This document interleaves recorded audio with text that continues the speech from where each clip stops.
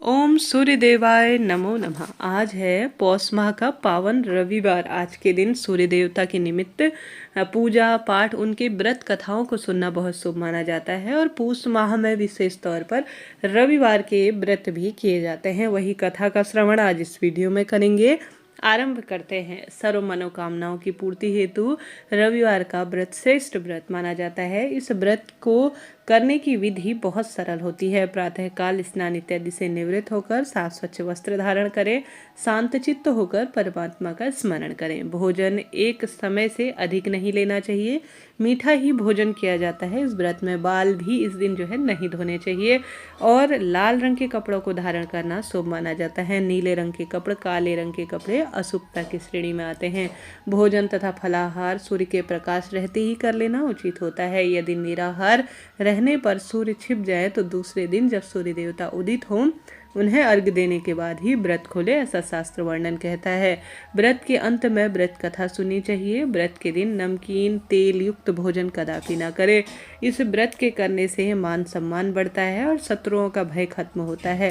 शारीरिक पीड़ा, रोग, आंखों से संबंधित परेशानी भी सदा सर्वदा के लिए दूर होती है और मनचाही कामना सूर्य देवता पूर्ण करते हैं, क्योंकि ग्रहों के राजा के रूप में सूर्य देवता है और प्रत्यक्ष देवता के रूप में विद्यमान है। आपने देखा होगा राजा महाराजा स्वयं श्री रामचंद्र जी वह भगवान सूर्य नारायण की आराधना करते हैं। कहानी इस तरह से है। आरंभ करते हैं। मेरे साथ भी आप सभी बोलिए जय श्री गणेश जी महाराज। श्री शिवाय नमस्तुभ्यम। ओम घृणी सूर्याय नमो नमः।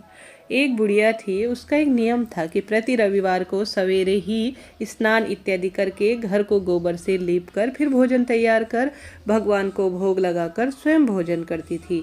ऐसा व्रत करने से उसका घर अनेक प्रकार के धन धान्य से भर गया था। श्रीहरि की कृपा से घर में किसी भी प्रकार का कोई विघ्न या दुख नहीं था। सब प्रकार से घर में आनंद रहता था।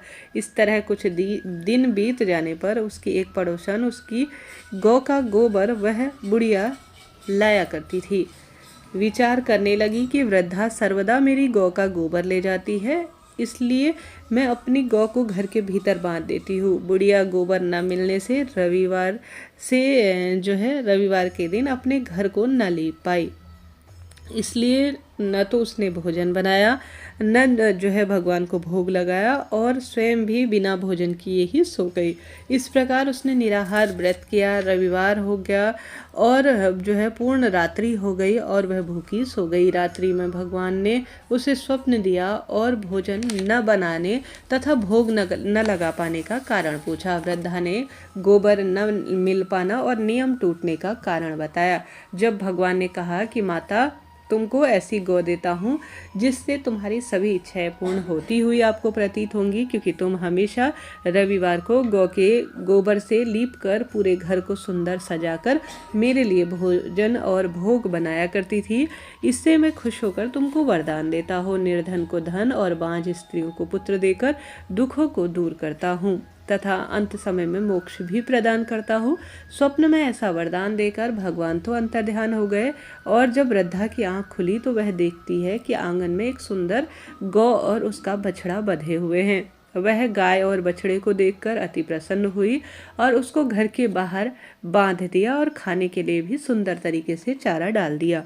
जब उसकी पड़ोसन बुढ़िया ने घर के बाहर एक सुंदर गौ माता और उसके बछड़े को देखा तो द्वेष के कारण उसका हृदय जल उठा और उसने देखा कि गाय ने सोने का गोबर किया है, तो वह उस गाय को गोबर को ले आई और अपनी गाय के गोबर को उसकी जगह पर रखाई।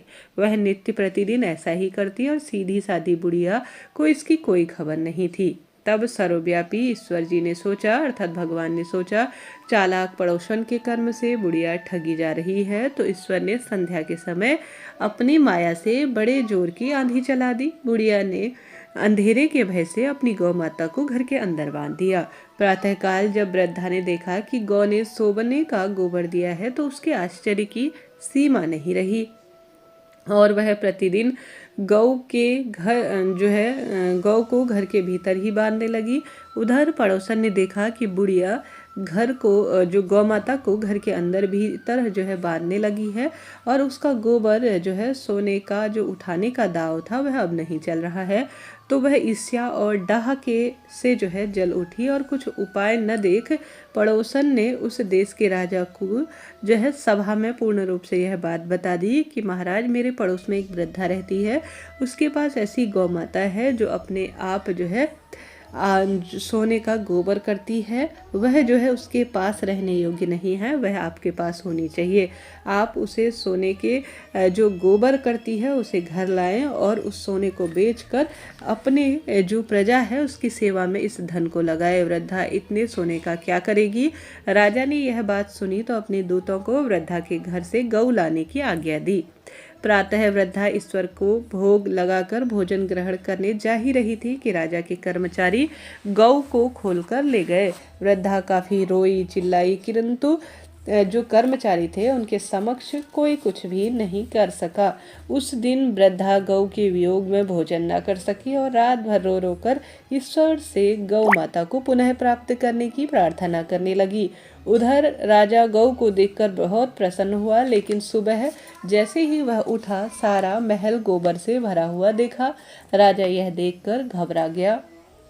भगवान ने रात्रि में राजा को स्वप्न में कहा कि हे राजन, वृद्धा को गाय लौटा दे, इसमें ही तेरा भला है। उसके रविवार के व्रत, उसकी सेवा आराधना, निर्मल सच्चे भाव सच्चे मन और प्रभु भक्ति को देखकर मैंने उपहार स्वरूप उसे यह गौ माता दी है।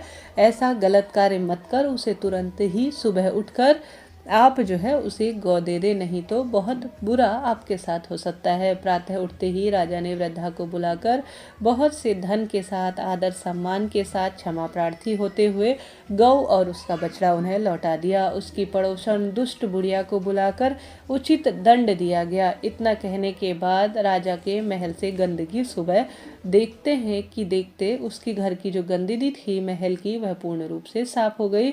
उसी दिन से राजा ने नगर वासियों को आदेश दिया कि राज्य की सभी जनता अपनी मनोकामनाओं की पूर्ति के लिए रविवार का व्रत और प्रभु भक्ति में अपना समय व्यतीत करेगी। व्रत करने से नगर के सभी लोग बहुत सुखपूर्वक जीवन व्यतीत करने लगे। प्रभु की ऐसी कृपा हुई कि उस नगर में न कोई बीमारी, न कोई प्राकृतिक प्रकोप और न ही किसी तरह की गरीबी थी। उस घर में सभी व्यक्ति सुखपूर्वक जो है जीवन यापन करने लगे और सदा सर्वदा वैकुंठ में भी उनका स्थान प्राप्त होने लगा। इस तरह से सुंदर रविवार की यह व्रत कथा है। रविवार व्रत बहुत सुंदर माना जाता है, खास तौर पर इस अघन जो यह माफ कीजिए पौष माह, जो कि खर मास के स्वरूप में भी जाना जाता है। इस महीने सूर्य नारायण भगवान की विशेष पूजा अर्चना की जाती है। उन्हें नियमबद्ध तरीके से पूजन अर्चन, सूर्य नारायण भगवान को जलाभिषेक किया जाता है। वैसे भी सूर्य नारायण भगवान ग्रहों के राजा हैं, प्रत्यक्ष देवता रूप में हैं। व्रत ना भी कर सके तो इस महीने सूर्य से संबंधित चीज़ें दान करें, जैसे नमक का दान करना, तांबे की वस्तु का दान करना, लाल रंग के कोई भी कपड़े, दाल, गुड़ का दान करना गरीब जरूरतमंद व्यक्तियों के लिए बहुत जो है शुभ माना जाता है। अगर आपको क्षमतावान भगवान ने बना रखा है तो आप जरूर से दान करें।